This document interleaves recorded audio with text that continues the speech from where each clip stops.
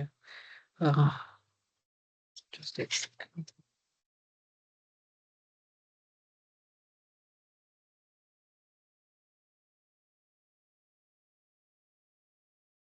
ठीक है, तो स्टार्ट करते हैं।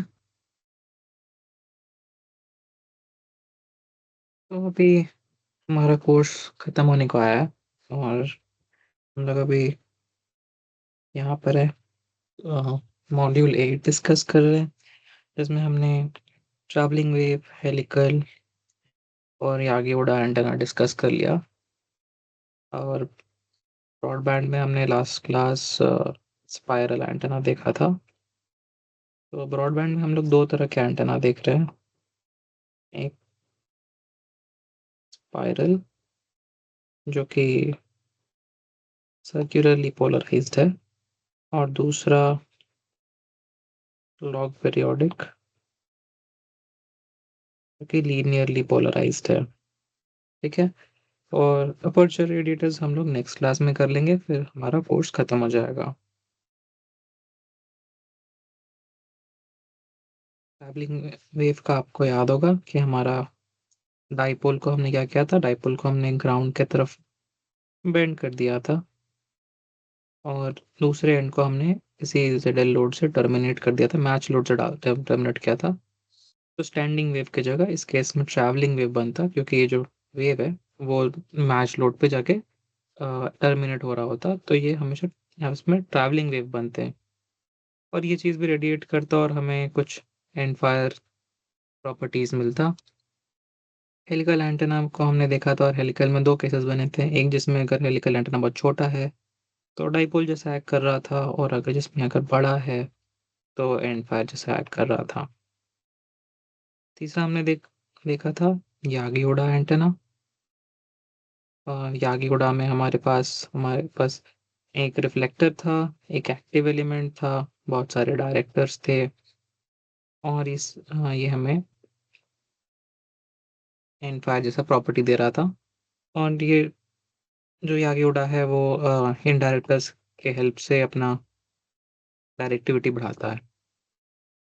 फिर हमने स्पाइरल एंटेना देखा लास्ट क्लास में, जिसमें हमने ये इक्विएंगुलर स्पाइरल के बारे में पढ़ा। फिर हमने बोला कि ऐसे 4 इक्विएंगुलर स्पाइरल लेंगे तो हम लोग ऐसा एक एंटेना बना सकते हैं, जो इस तरह से फील्ड है। अगर ठीक है, बहुत अच्छा ड्राइंग नहीं है, बट ऐसा कुछ एंटेना बनेगा जो फील्ड होगा, इधर मेटल है और ऐसा चक्री जैसा कुछ बनेगा। और ये जो एंटेना है ये ब्रॉडबैंड एंटेना है, सेंटर से हम लोग उसको फीड करेंगे और ये अलग अलग पॉइंट जहाँ पे भी वो पर्टिकुलर वेवलेंथ का बेस्ट रेजोनेटिंग पॉइंट आएगा वहाँ तक वेव ट्रैवल करेगा और फिर रेडिएट कर जाएगा। तो इक्विएंगुलर स्पाइरल ऐसा कुछ होता है और इस वेव सेंटर में फीड करते हैं और वो अपना बेस्ट वेवलेंथ उस वेवलेंथ के लिए बेस्ट रेजोनेटिंग पॉइंट तक वेव ट्रैवल करता है और फिर उस एंटेना को लीव करके रेडिएट करता है। ठीक है, तो ये था स्पाइरल एंटेना। आज हम लोग देखेंगे log periodic antenna. Spiral antenna से बहुत ही सिमिलर कॉन्सेप्ट पे है ये, और नेक्स्ट क्लास हम लोग अपर्चर रेडिएटर्स देखेंगे। तो लॉग पीरियोडिक एंटेना कुछ ऐसा दिखता है, स्पाइरल एंटेना से ही इंस्पायर्ड है ये। इस केस में क्या है ना, स्पाइरल एंटेना में आपका जो आर्म्स थे वैसे चक्री जैसे घूम रहे थे, तो सारे आर्म्स वैसे दो आर्म था जैसे घूम रहा था। इस केस में ये क्या है, दो वेज जैसा शेप है। तो ये दो वेज है और ये जो बाहर स्ट्रक्चर्स निकले हुए हैं इनको टीथ बोलते हैं। तो ये टीथ होते हैं और ये जो टीथ है ना, ये एक इक्विएंगुलर स्पाइरल पे ही बेस्ड है। तो आप अगर एक इक्विएंगुलर स्पाइरल बनाना शुरू करोगे तो ये इन टीथ्स के थ्रू पास होता हुआ जाएगा।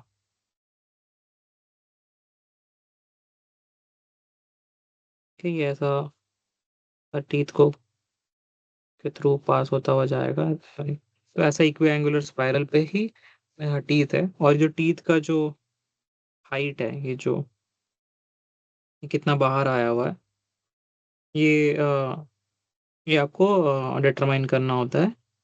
और ये जो डिस्टेंस है, कितने डिस्टेंस पे आपका हर एक टीथ आएगा, ये जो आर है, ये आपका इक्विलैंगुलर स्पाइरल से ही आ रहा है, तो ये आपका ऐसा रिलेशन मिल जाएगा।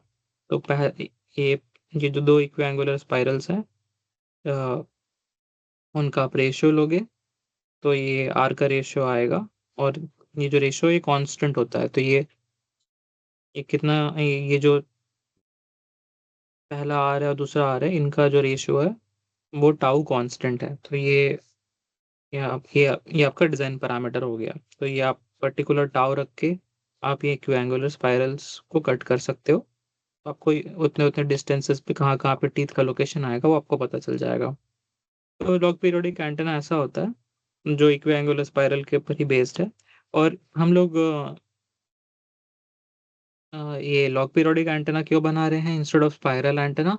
तो स्पाइरल एंटेना सर्कुलरली पोलराइज्ड था। लास्ट क्लास का डिस्कशन आपको याद होगा। तो सर्कुलरली पोलराइज्ड था।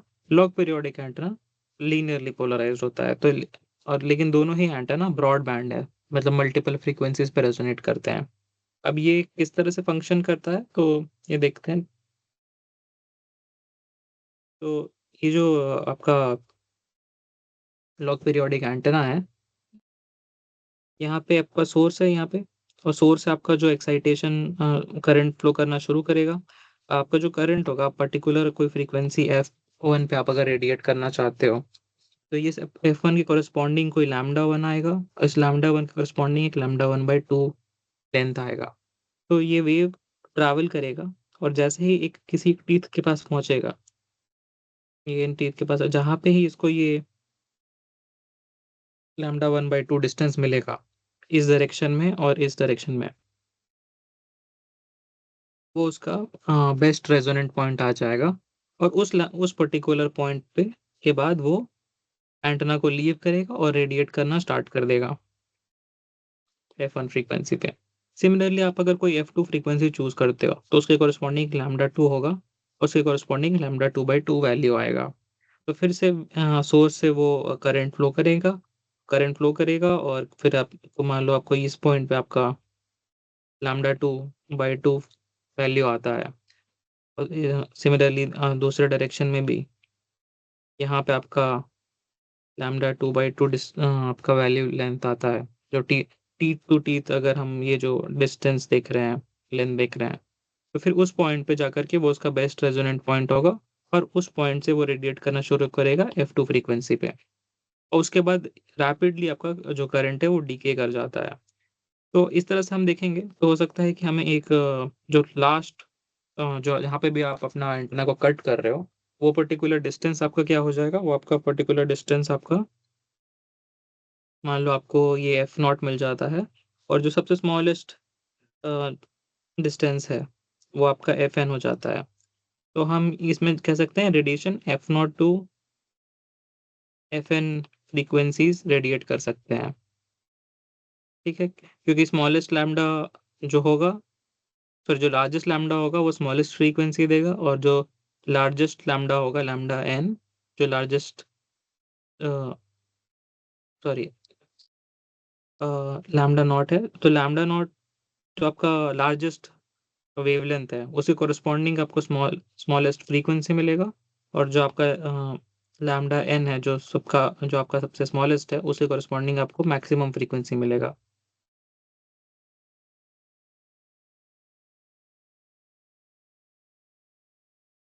Minimum lambda, maximum frequency, maximum lambda, minimum frequency.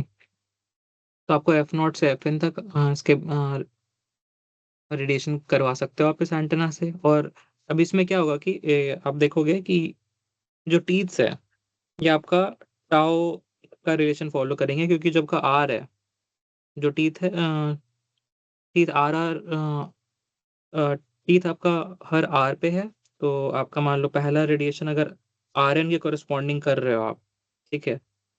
तो फिर अगला वाला radiation R N plus one होगा, जो कि टाउ टाइम्स, तो आपका जो आर एन प्लस वन है, it is equal to tau times R N. तो आर एन के कॉरेस्पॉन्डिंग अगर आपका एफ एन फ्रीक्वेंसी पे रेडिएशन हो रहा था, तो आपका fn+1 frequency will be tau times fn। तो हर टाउ के रिलेशन पे आपको एक रेजोनेंस मिलेगा। तो आप अगर इसका रेजोनेंस का प्लॉट बनाओगे, ये मान लो ये आपका मैग्नीट्यूड है और ये आपका रेजोनेंस फ्रीक्वेंसी इस तरफ आप बना रहे हो, तो आपको क्या होगा, यहाँ पे f1 पे, f2 पे आपको रेजोनेंसेस मिलते जाएंगे। ठीक है, तो इस तरह से आपको रेजोनेंस हर फ्रीक्वेंसी पे होगा। तो ये सारे और ये जो रेजोनेंसेस है, ये आप क्लोजली स्पेस कर दोगे तो आपका ये रेडिएशन हर फ्रीक्वेंसी पे होता चला जाएगा। और f1 f2 और fn, ये जो डिस्क्रीट फ्रीक्वेंसी है, इन पे आपको आइडेंटिकल रेडिएशन कैरेक्टरिस्टिक्स मिलेगा। ठीक है, तो ऐसा होता है। और ये इसको लॉग पीरियोडिक का नाम भी इसी से आता है, क्योंकि आप देख देख रहे हो ये आपका, ये मल्टीप्लिकेशन में है टाउ इस केस में। तो आप लॉग ले लोगे तो ये जो आपका रिलेशनशिप है वो लीनियर बन जाएगा। तो लॉन 1/टाउ का रिलेशन अगर आप ऐड करोगे हर फ्रीक्वेंसी पे, तो इस रिलेशन को फॉलो कर रहा है। तो इसका रेजोनेंसेस कितने पीरियड पे आ रहे हैं, लॉन 1/टाउ पीरियड पे आपके रेजोनेंसेस आ रहे हैं।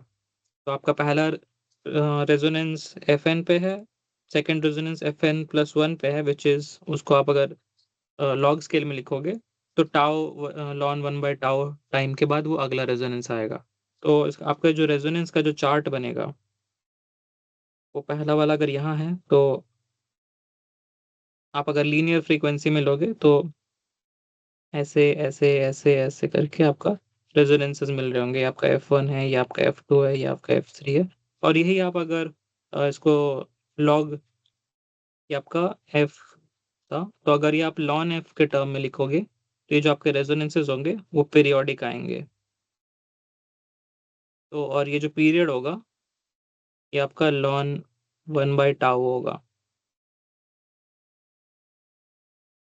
ठीक है, तो रेजोनेंसेस को अगर हम नोट कर रहे हैं, तो ये आपके लॉन 1/टाउ पीरियड्स पे आएंगे। तो इसीलिए इसको हम लोग लॉग पीरियोडिक बोलते हैं कि उसका पीरियड लॉग में कांस्टेंट आता है। ठीक है, और अगर आप लीनियर टर्म में लिखना चाहोगे तो फिर इसका जो पीरियड है वो मल्टीप्लिकेटिव फैक्टर है टाउ। तो ये आपका लॉग पीरियोडिक एंटेना का बेसिक फंक्शनिंग हो गया। ये अगर क्लियर नहीं हुआ है तो वापस से रिपीट करेंगे, या फिर अगर किसी को कोई डाउट है तो आप अभी पूछ सकते हो।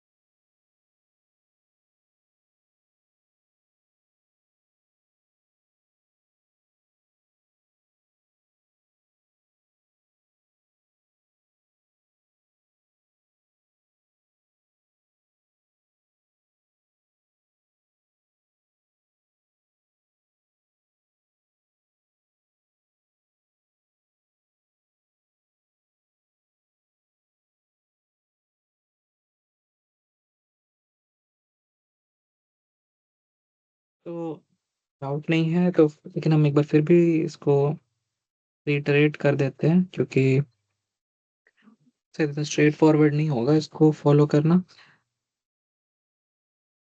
ठीक है, तो पहला क्या हमने देखा, पहले हमने देखा कि ये जो लॉग पीरियोडिक एंटेना है वो ऐसा दिखता है, जिसमें आपके रेगुलर इंटरवल्स पे टीथ आते हैं।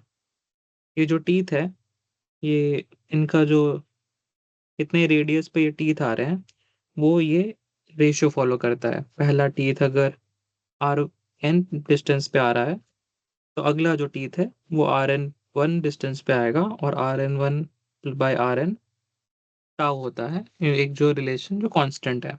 और ये जो टीथ का लोकेशन आ रहा है, ये एक इक्विएंगुलर स्पाइरल पे ही बेस्ड है। तो अगर इसमें आप अगर एक स्पाइरल बनाओगे, फिर उसमें से आप ऐसे वेजेस कट कर दोगे, और इस वेजेस के अलोंग अगर आप टीथ ड्रॉ करोगे स्पाइरल पे, तो ये आपको आपका लॉग पीरियोडिक एंटेना मिल जाएगा।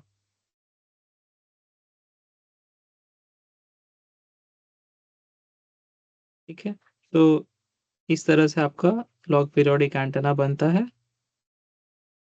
इक्विएंगुलर स्पाइरल के अलोंग उसके टीथ आ जाते हैं, और ये वेजेस को आप मेटल से फिल कर दोगे तो आपको ये आपको इक्विएंगुलर स्पाइरल पे ये मिल जाएगा। और ये जो आर है, अब क्योंकि ये इक्विएंगुलर स्पाइरल पे है और इनको आप रेशियो लोगे, तो आपको एक कांस्टेंट टाउ मिलेगा।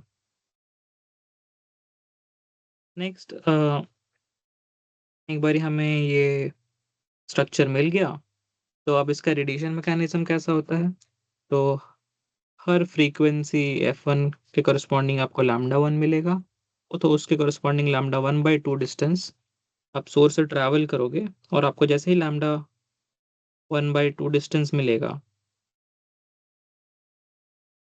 लैम्डा 1/2 ऐसा इस तरह से लेंथ मिलेगा आपको, टीथ टू टीथ, उस पर्टिकुलर डिस्टेंस पे ये एंटेना रेडिएट करना शुरू करेगा, और उसके बाद जो करंट है वो डिमिनिश हो जाएगा। इसके इसके बाद करंट फ्लो नहीं करेंगे, और यहीं से रेडिएशन सारा हो जाएगा। और दोनों डायरेक्शन में ऐसे ही वो डिस्टेंस ढूंढता है, और वहां पे मैक्सिमम करंट बनता है, और फिर वो रेडिएट कर जाता है उस पर्टिकुलर फ्रीक्वेंसी पे। अगर अगला कोई फ्रीक्वेंसी मिलता है आपको F2, उसके corresponding लैम्डा 2/2 डिस्टेंस आप टी टू टी ढूंढोगे, तो ये लैम्डा 2/2 अगर डिस्टेंस है, तो सिमिलरली दूसरी साइड भी लैम्डा 2/2 डिस्टेंस होगा, और उस जगह पे फिर वो F2 फ्रीक्वेंसी रिट्रीट करेगा, और फिर करंट डिमिनिश हो जाएंगे। तो क्या होता है कि जिस भी फ्रीक्वेंसी corresponding वो अपना मैक्स लैम्डा ढूंढता है, और वहाँ पे उसका मैक्सिमम करंट फ्लो होता है, वहाँ पे मैक्सिमम रेडिएशन फ्लो होता है, और उसके बाद करंट्स डिमिनिश हो जाते हैं उस स्ट्रक्चर में। और इस तरह से ये मल्टीपल फ्रीक्वेंसीज पे रेजोनेट कर पाता है। तो इसका मतलब है कि एक एफ नॉट फ्रीक्वेंसी से FN फ्रीक्वेंसी पे ये रेडिएट करेगा, और जो डिस्क्रीट फ्रीक्वेंसी है F1 F2 F3, इन पे सिमिलर मतलब एग्जैक्ट सेम आपका रेडिएशन प्रॉपर्टीज आपको दिखेगा। पर F1 F2 के बीच में जो भी है, वहां पे भी वो आप ये गैप्स कंट्रोल कर लोगे, और उसके बीच में भी वो डिसेंट रेडिएशन ही करेगा, क्योंकि कोई ना कोई पॉइंट उसको मिल ही जाता है जहां पे वो ओके रेडिएट कर सकता है। इस तरह से लॉग पीरियोडिक का फंक्शनिंग होता है।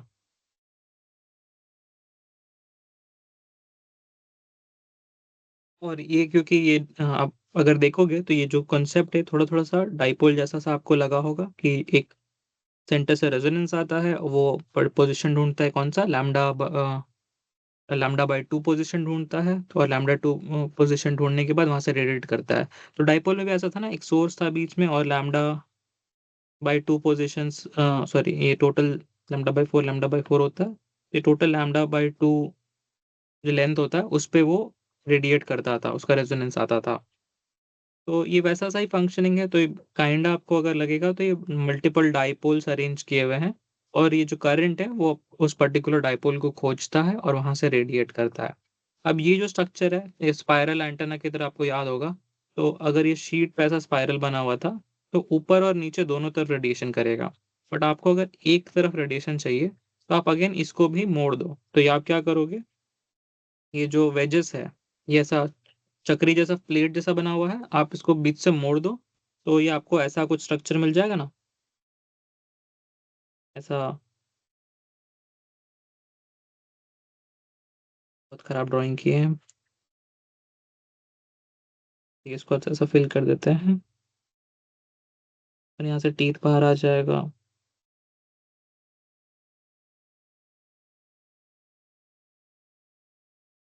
और दूसरा वाला आर्म अगर इसके पीछे ही है, मान लो वो भी इसके पीछे है, तो ये एक आपको ऐसा वेज मिल जाएगा, या फिर आपको एक ट्रायंगल टाइप का स्ट्रक्चर मिल जाएगा। विजुअली अच्छे से बना नहीं पा रहे हम। मान लो अगर इसके टीथ नहीं है, तो दो एक एक वेज ऐसे, और एक वेज उसके जस्ट पीछे है, और यहाँ पे सोर्स लगा हुआ है, और यहाँ पे ऐसे उसके टीथ लगे हुए हैं। ये थोड़ा सा तो ओके है ये। तो इस तरह से अगर आप मोड़ दोगे, तो इस ये आपका दोनों साइड रेडिएट करने की जगह एक तरफ रेडिएट करेगा, और ये लेकिन ये जो एंटेना है, ये पीछे की तरफ रेडिएट करेगा। ये ऐसा जिस तरफ आपका सोर्स है, जो एपेक्स की तरफ है, उस तरफ आपका रेडिएशन बनेगा। एक डायग्राम होगा इसके पीछे, वो दिखा देंगे। तो इस तरह से आप इसको ब्रॉड साइड की जगह एंड फायर बना सकते हो। एक तरफ रेडिएट करने के लिए आप एंटेना को बीच से मोड़ दो, ठीक है? तो ये आपका रेडिएशन मैकेनिज्म देख लिया हमने, और ये रेशियोज़ भी देख लिया कि ये जो डिस्टेंसेस है, वो हमेशा ये टाउ का रिलेशन फ़ॉलो करते हैं, तो फ्रीक्वेंसी का रेडिएशन भी अ, ये टाउ का रिलेशन फ़ॉलो करेगा, जहाँ पे एग्ज़ैक्ट सिमिलर जहाँ पे इसके सिमिलर रेडिएशन प्रॉपर्टीज़ मिलेंगे। और उसको आपको अगर ब्रॉड साइड की जगह डायरेक्शनल करना है, तो आप एंटेना को बीच से मोड़ दो, तो आपका रेडिएशन एपेक्स की तरफ से बाहर आएगा। तो ये हो गया आपका लॉग पीरियोडिक का मैकेनिज्म और स्ट्रक्चर। और ये ऐसा स्पाइरल वाला फ्लैट डिस्क जैसा एंटेना के लिए है। अब ये सेम मैकेनिज्म आप, अब क्योंकि डाइपोल से सिमिलर दिख ही रहा है, तो हम लोग इसको डाइपोल से भी बना सकते हैं। Instead of using sheet metal, हम लोग इसको डाइपोल से भी बना सकते हैं। तो वो नेक्स्ट स्लाइड में देखते हैं।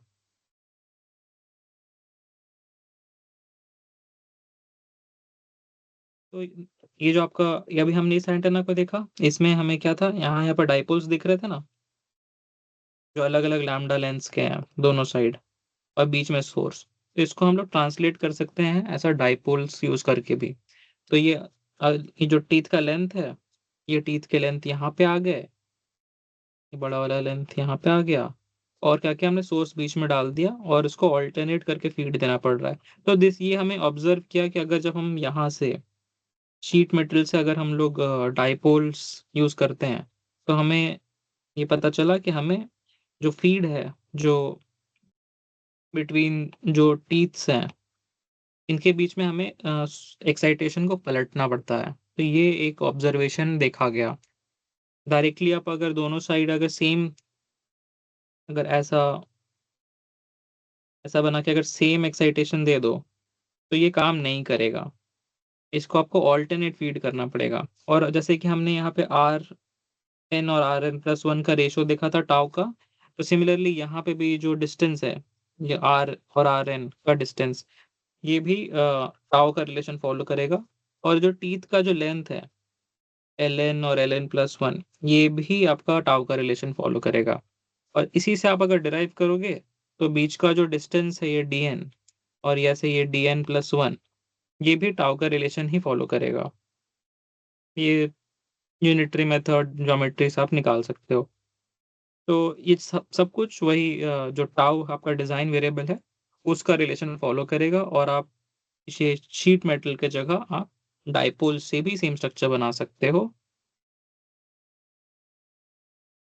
और अगर आप देखोगे, तो ये जो सेम स्ट्रक्चर है, तो ये R और Rn भी टाउ का रिलेशन फ़ॉलो कर रहा है, L और Ln भी टाउ का रिलेशन फ़ॉलो कर रहा है, D और Dn+1 भी टाउ का रिलेशन फ़ॉलो कर रहा है। इसके अलावा आप जो देखो, तो एक ये डिज़ाइन पैरामीटर आपका जो है अल्फ़ा एक आएगा, और या फिर जो स्पेसिंग है वो कापा से भी बोल सकते हो। तो अल्फ़ा और कापा भी यूज़ करते हैं डिज़ाइन करने के लिए, बट क्या है कि दोनों डिपेंडेंट पैरामीटर्स हैं। तो आप अगर ये ज्योमेट्री से ये ट्रायंगल अगर बनाओ, और ये अल्फ़ा बाय 2 का टैन निकालो, तो क्या होगा, ln बाय 2 Rn आएगा आपका। ये जो ट्रायंगल बनेगा, ये आपका अल्फ़ा बाय 2 है, ये आपका ln बाय 2 है, और ये आपका Rn है। तो टैन अल्फ़ा बाय 2 कितना हो जाएगा, ये ln बाय 2 Rn। तो ये वही है। और ये आपको, आप इसमें फिर R और L का रेशियो की जगह आप ये टाउ और डी का वैल्यू पुट कर सकते हो, और कापा एक जो डिज़ाइन पैरामीटर था, उसको आप सब्स्टिट्यूट करोगे। तो बेसिकली क्या है कि आप अगर डीप डिज़ाइन में जाओगे, तो ऐसा आप ये अल्फ़ा वैल्यू और ये कापा वैल्यू के साथ आप डिज़ाइन्स बना सकते हो, या फिर आप चुपचाप ये आर और आरएन में से कोई एक वैल्यू यूज़ कर लो। एक बार आर का वैल्यू यूज़ कर लो, एल का वैल्यू यूज़ कर लो, और एक डी का वैल्यू यूज़ कर लो।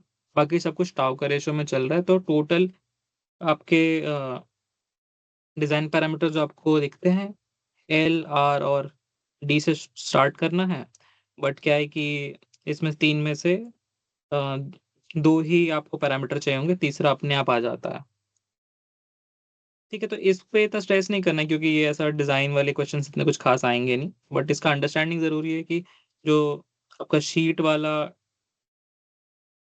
अ,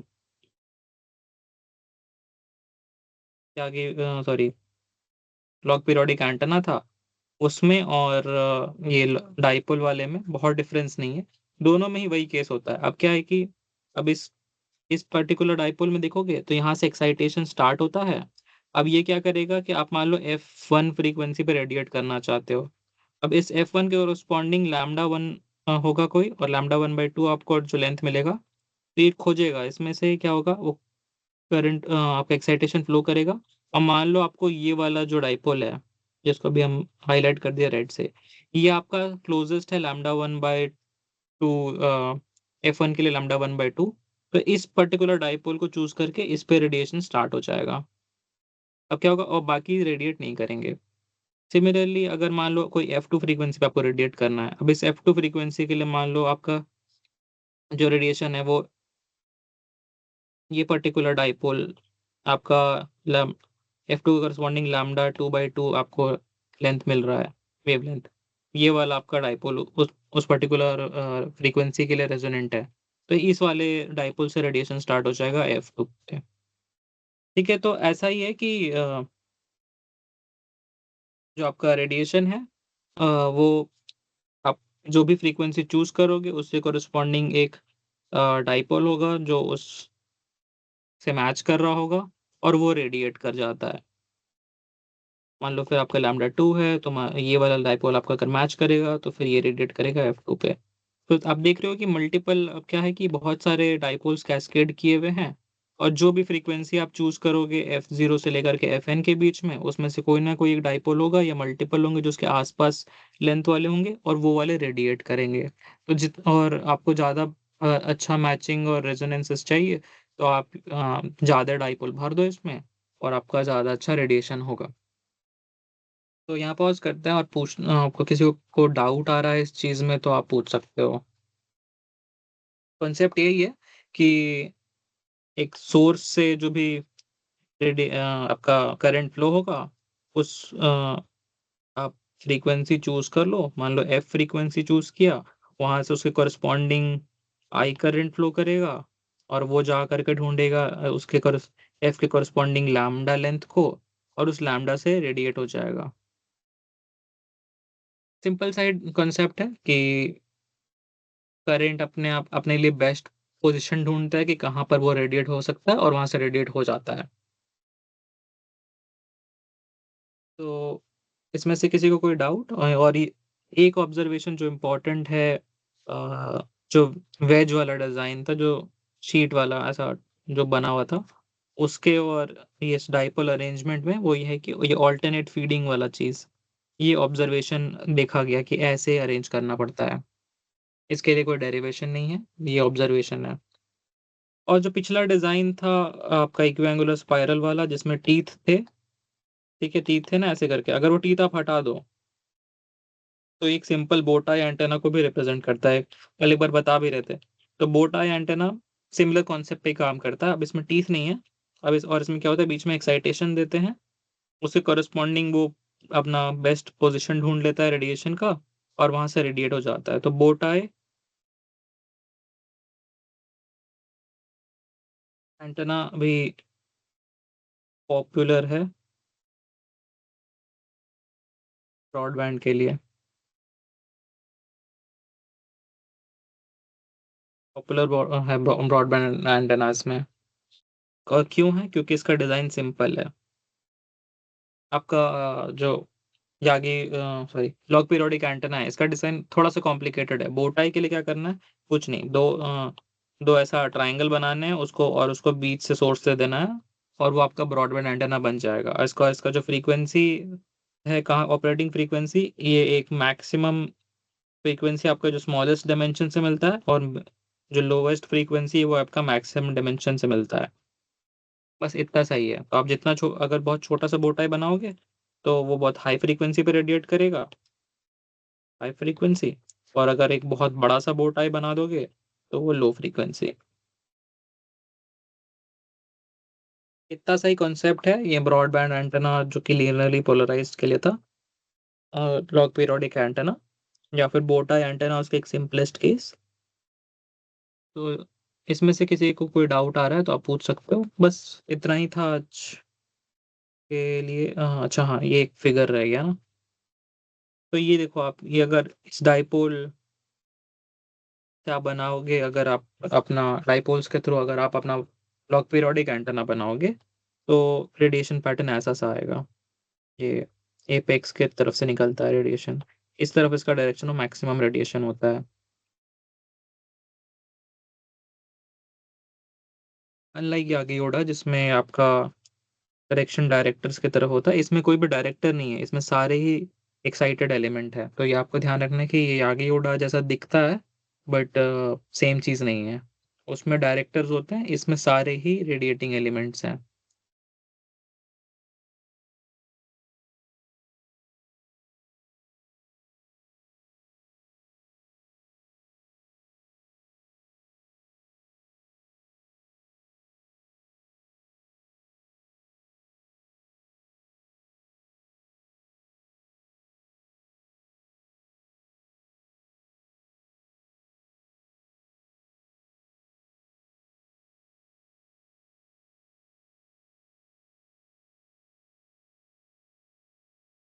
ओके, तो इतना ही हमें डिस्कस करने का था। इसमें 2-3 इम्पोर्टेंट चीज़ें थी, जैसे कि स्लाइड को कवर करते हैं। नेक्स्ट क्लास हम लोग अपर्चर रेडिएटर करेंगे। उससे पहले एक बार समराइज़ करने के लिए हमने क्या-क्या देखा? हमने देखा कि हमारे पास इक्विएंगुलर स्पाइरल, या अगर आप वेजेस लेके आप टीथ बना लो इसी इक्विएंगुलर स्पाइरल पे, तो आपका लॉग पीरियोडिक एंटेना बनता है। और इसमें जो डिस्टेंसेस है आर एन और आर एन प्लस वन, ये एक रिलेशन फॉलो करते हैं, वन बाई टाउ। और इस लॉग पीरियोडिक को आप डाइपोल्स से भी बना सकते हो। तो उसमें लेकिन आपको ध्यान रखना है कि आप जब फीड कर रहे हो, इसको अल्टरनेट फेजेस में करोगे।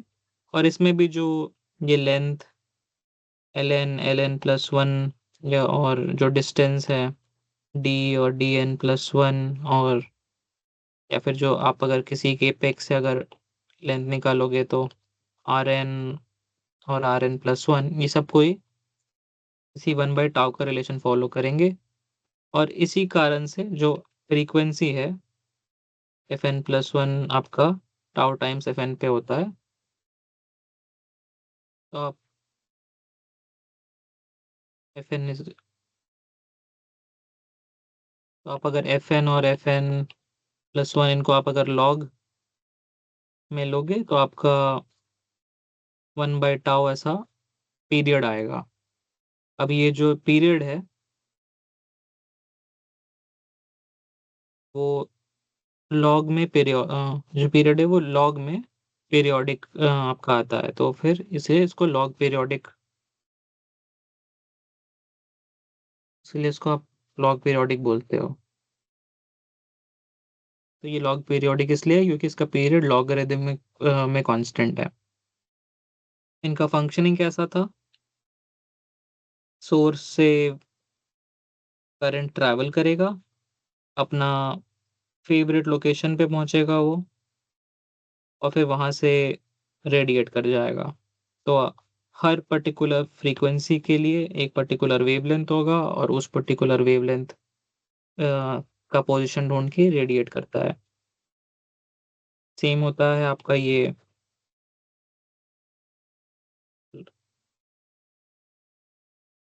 क्लॉक पीरियोडिक जो सा वेज वाला स्ट्रक्चर था, उसमें मान लो ये आपका रेडिएशन वाला बेस्ट लोकेशन आएगा, तो यहाँ से रेडिएट करेगा। अगर आप डाइपोल्स यूज करके बनाए हो, तो उस पर्टिकुलर फ्रीक्वेंसी के लिए पर्टिकुलर डाइपोल का को चूज करेगा, और फिर वहां से रेडिएट होगा। और अगर बो टाई एंटेना आप बना रहे हो जो कि इसी कॉन्सेप्ट पर डिराइव्ड है, तो उसमें वैसे ही होगा। अपना पर्टिकुलर फेवरेट लोकेशन चूज करेगा और फिर वहां से रेडिएट होगा।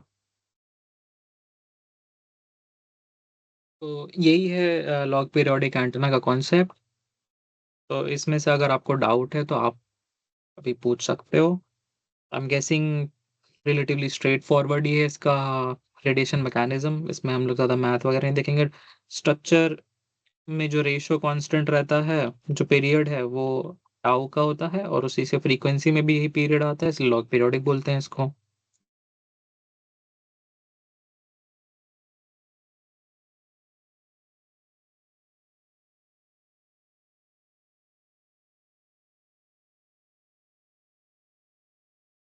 तो इसमें से अगर डाउट नहीं है तो हम लोग नेक्स्ट क्लास में अपर्चर रेडिएटर्स देखेंगे। अ, अभी खाली इंट्रोड्यूस कर देते हैं क्योंकि अभी अपर्चर रेडिएटर्स क्या है ना, ये अलग क्लास ऑफ एंटेनास हो जाते हैं। अभी तक जितने भी हम लोग देखे थे उसमें हमें क्या था, हमें पता था कि एक पर्टिकुलर करंट होता है, उसके वजह से करंट डिस्ट्रीब्यूशन होगा, उससे हमें पोटेंशियल्स मिलेंगे और पोटेंशियल से हम लोग फील्ड्स निकाल लेते थे।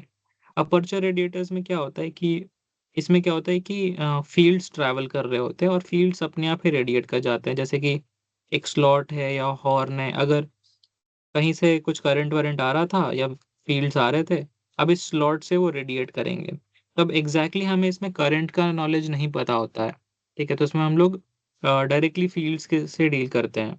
जैसे अब मान लो जैसे ये लेंस है, तो यहाँ फीड है, ये पे देखो पैराबोलिक एंटेना का एग्जांपल है। तो ये जैसे आपके पास एक रेडिएटर है, वो रेडिएटर आपको फील्ड्स भेजेगा और ये रेडिएट कर जाएगा। अब इसमें हमें करंट का डिस्ट्रीब्यूशन कायदे से नहीं पता है कि क्या हो रहा है। तो हम लोग इस क्लास ऑफ जो एंटेना है, इनको अपर्चर रेडिएटर बोलते हैं कि उसमें एक स्लॉट या ऐसा फेस होता है या कुछ कट होता है जिससे रेडिएशन होते हैं। और इसको हम लोग नेक्स्ट क्लास में डील करेंगे, थोड़ा ऊपर ऊपर से देखेंगे क्योंकि थोड़ा कॉम्प्लेक्स है अभी इस लेवल के लिए। तो बस एक टॉपिक रह गया, वो है ये अपर्चर रेडिएटर। बाकी सब हमने फिनिश कर लिया हमारे एंटेना थ्योरी के कोर्स के लिए। तो नेक्स्ट क्लास अपर्चर रेडिएटर करके एक क्लास हम लोग थोड़ा बहुत इंट्रोडक्शन देखेंगे कंप्यूटेशनल मेथड्स, और इन जनरल आपको अगर कोई क्वेश्चन है आईआईएससी के बारे में तो वो भी हम लोग ले लेंगे। तो ठीक है, तो इतना ही था आज के क्लास के लिए। किसी को कोई डाउट है तो आप पूछ सकते हो, वरना हम लोग क्लास को यहाँ एंड कर लेंगे।